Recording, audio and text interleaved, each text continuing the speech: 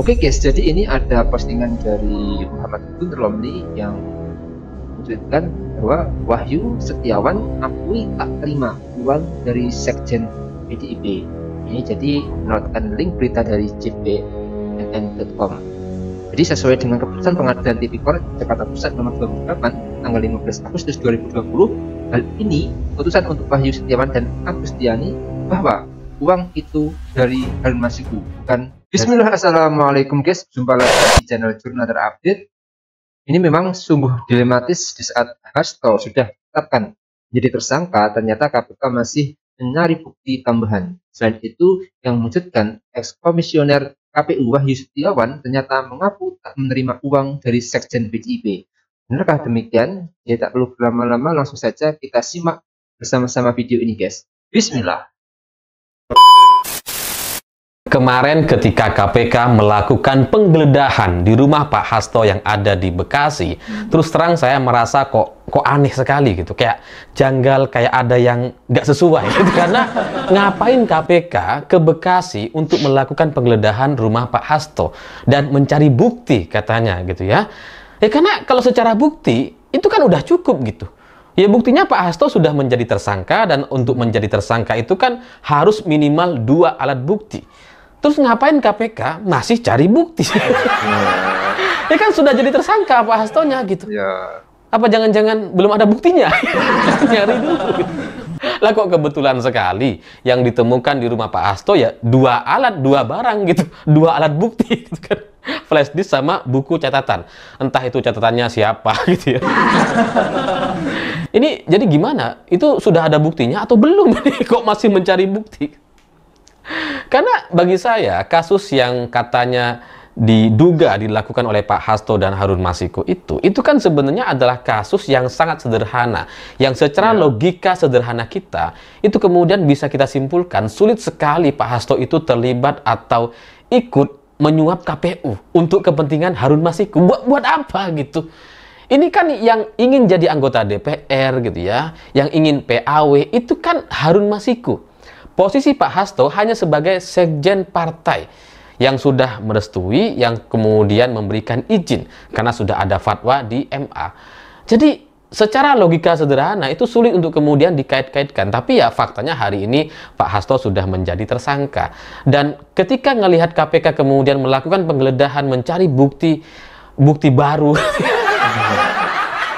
ini kan menjadi nggak masuk akal. Beda misalkan ini adalah kasus tambang misalkan gitu ya, kasus tambang timah, tambang ilegal, tambang minyak, atau kasus PLN, atau kasus apalah gitu ya. Wajar kalau kemudian setelah menjadi tersangka terus dilakukan penggeledahan ke rumah yang bersangkutan atau yang menjadi tersangka. Tapi ini kasus suap, kasus yang begitu sederhana antara Harun Masiku dengan komisioner KPU yang sudah terjadi sejak tahun 2020 lalu. Sudah selesai kasusnya di tahun 2020 lalu. Dan ketika Pak Hasto kemudian dijadikan tersangka, rumahnya digeledah. kayak mencari sesuatu yang kayaknya emang nggak ada gitu. Ya karena biasanya penggeledahan itu dilakukan sebelum seseorang menjadi tersangka. Itu kan biasanya gitu ya, seperti misalkan Gubernur Jawa Timur gitu kan, itu kan ya dilakukan penggeledahan kantornya, tapi Bu Hovifah belum menjadi tersangka. Kayaknya sih akan gitu, tapi karena mungkin ada beberapa pertimbangan masih belum, tapi sudah digeledah tuh. Jadi penggeledahan itu biasanya dilakukan sebelum seseorang menjadi tersangka, karena untuk mencari alat bukti atau bukti-bukti baru untuk mentersangkakan seseorang, atau untuk melengkapi bukti yang sudah ada sebelumnya. Tapi kalau orang sudah menjadi tersangka di kasus suap yang tidak merugikan negara, yang bukan pejabat gitu kan, dan ini hanya kasus suap antara Harun Masiku dengan komisioner KPU, tapi kemudian setelah menjadi tersangka malah rumahnya digeledah. Ini apa-apa? Ya nggak bisa gitu. Beda misalkan kalau kasusnya ya kasus korupsi yang besar, kasus korupsi yang bukan suap gitu ya, yang bukan melibatkan satu orang dengan komisioner KPU gitu ya. Mungkin itu bisa dilakukan penggeledahan meskipun sudah yang bersangkutan sudah menjadi tersangka. Bisa gitu. Tapi kalau kasus suap Harun Masiku rasanya nggak masuk akal gitu ya. Beda misalkan kalau ada pengembangan kasus misalkan, itu bisalah gitu ya, setelah menjadi tersangka ini dicurigai ada beberapa kasus yang terlibat atau ada kasus-kasus turunan yang bisa kemudian dijadikan bahan pengembangan, bisalah kemudian dilakukan penggeledahan. Bisa gitu. Tapi kalau kasus suap Harun Masiku, gimana? Gimana? Gimana caranya mau dikembangkan gitu? Sementara yang menerima suap sudah dipenjara, dan yang menerima suap juga sudah mengatakan bahwa dia tidak menerima uang dari Pak Hasto. Sudah jelas mereka sampaikan. Yang menerima suap mengatakan demikian gitu. Jadi kalau KPK kemudian sekarang mencari-cari bukti yang seperti ini, itu kan jadi kayak mencurigakan. Jangan-jangan emang buktinya belum ada, tapi sudah tiba-tiba harus segera menjadi tersangka misalkan. Karena emosi gitu ya, karena mungkin tertekan dan sebagainya.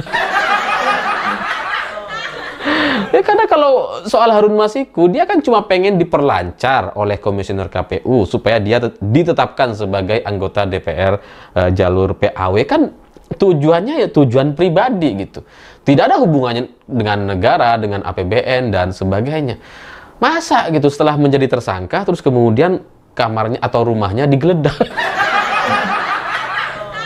Ya jadi kayak gak bisa kemudian kita terima karena kasusnya kasus suap. Kan kalau penggeledahan itu biasanya kalau datang ke rumah gitu ya, yang biasa dilakukan oleh ya KPK, Kejaksaan Agung dan sebagainya, itu kan biasanya gitu ya, kalau ketika ada penggeledahan yang dibawakan uang gitu ya, terus kemudian rumah disita atau mobilnya disita atau diambil sama KPK Ya, atau benar. barang-barang perhiasan disita gitu. Itu bisa dilakukan kalau kasusnya adalah kasus yang merugikan negara atau terkait dengan APBN misalkan. Bisa tuh untuk mengambil barang-barang berharga di rumah atau di tempat orang yang sudah ditetapkan sebagai tersangka. Bisa gitu. Tapi kalau kasus suap melakukan penggeledahan gitu, apa yang mau diambil gitu?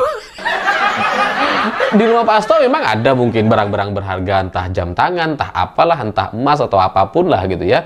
Tapi kan KPK nggak bisa kemudian mengambil barang-barang tersebut gitu. Karena buat apa? Lawang ini kasus suap kok ada hubungannya dengan pribadi itu untuk apa?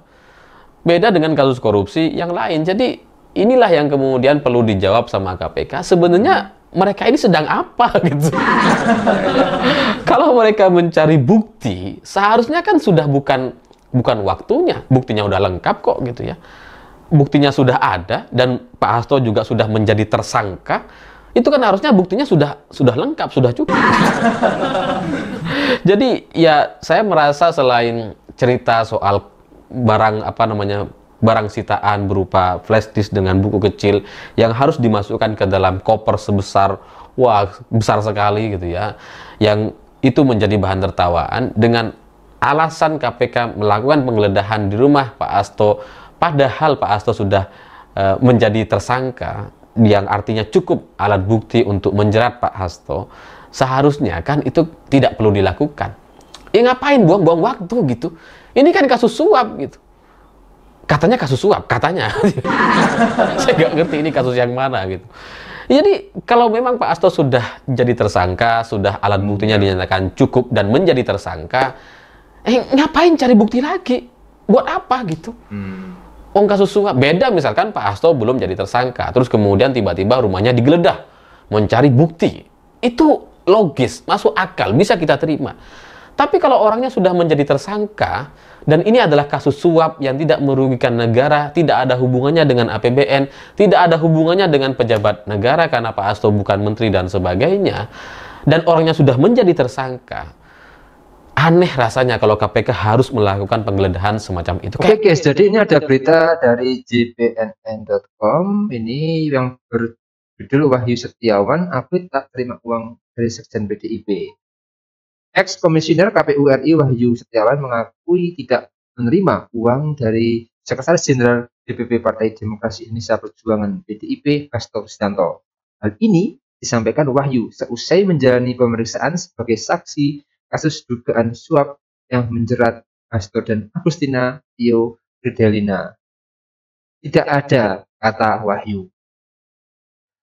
Lalu Wahyu mengaku mengenal Hasto dan Agustiani. Dia menyebutkan bahwa kedua orang itu adalah seniornya, namun dia menyatakan tidak ada tekanan dari keduanya, termasuk PDIP, untuk melancarkan proses PAW Harun Masiku. Tidak ada tekanan apapun dari PDIP terkait proses-proses politik sepanjang proses pemilu 2019. Dan itu jelas. Saya menyampaikan persoalan yang terjadi pada diri saya sejak awal itu persoalan saya pribadi. Tidak ada katanya dengan lembaga KPU, kata dia. Ketahui kasus menjerat Harun Masiku dan Hasto Kristianto bermula dari OTT yang digelar KPK pada 8 Januari 2020 lalu. Saat itu, tim Satgas KPK membekuk sejumlah orang termasuk Wahyu Setiawan selaku komisioner KPU dan orang kepercayaannya yang merupakan mantan anggota Badan Pengawas Pemilu Bawaslu Agustiani Theofidelia. Sementara itu, Harun Masiku yang diduga menyuap Wahyu Setiawan masih buron. KPK menetapkan Harun Masiku sebagai buronan atau masuk dalam daftar pencarian orang sejak 29 Januari 2020. Dalam pengembangan kasus ini, KPK menjerat Hasto sebagai tersangka kasus dugaan suap pengurusan PAW, anggota DPR, dan perintangan penyidikan pada 23 Desember 2024. Demikian itu guys yang bisa saya jelaskan untuk video kali ini. Bagaimana menurut kalian soal video ini? Tulis komentarnya di bawah ini ya guys. Saya izin pamit dulu. Assalamualaikum warahmatullahi wabarakatuh.